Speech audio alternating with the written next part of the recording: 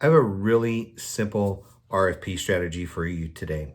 So, next time you find an RFP that you want to respond to, I want you to do something.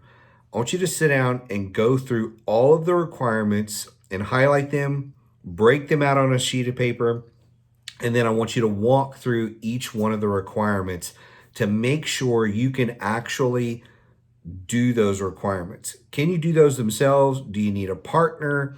Anything like that.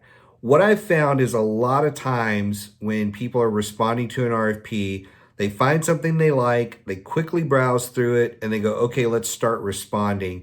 And there's always one or two requirements that'll pop up where you're like, oh, we don't have any past performance for this. Or, hey, we need a partner for this. Or, hey, we don't sell that technology, or whatever it is. There's always like one little thing that pops up.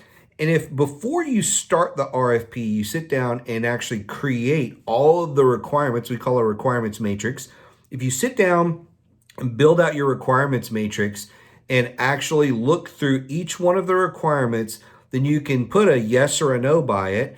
And no doesn't mean you can't respond. A no may simply mean you need a partner. Maybe you need multiple partners. Maybe you look at it and initially you don't notice that it's only SDVOSB or WOSB or HubZone or whatever. I've had clients not notice that. The other thing is with your NAICS code. Maybe if it was under one NAICS code, you would be considered a large, but if it's under another NAICS code, you'd be considered a small. So do you have to go and switch your NAICS codes in SAM? Or, I mean, there's all kinds of little things that can throw this off. And so when you build your requirements matrix and you look through all of that, number one, you make sure that you've got all of the requirements covered, either internally or externally with a partner. Number two, when you actually start responding to the RFP, you can make sure that you've actually responded to all of the requirements. You can use that requirements matrix as a checklist.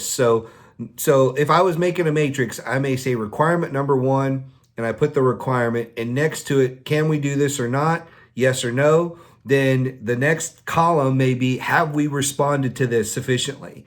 And so now, as you're going through this, you can make sure, hey, we've hit everything in the requirements. We've responded to everything the government's asked. We've responded sufficiently.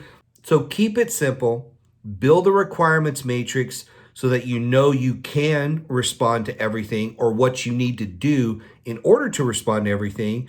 And then use that matrix as a simple checklist to make sure you have responded. If you do this, I think you'll find the proposal process a lot easier. As always, if you have questions, you know how to reach me. We'll see you next time.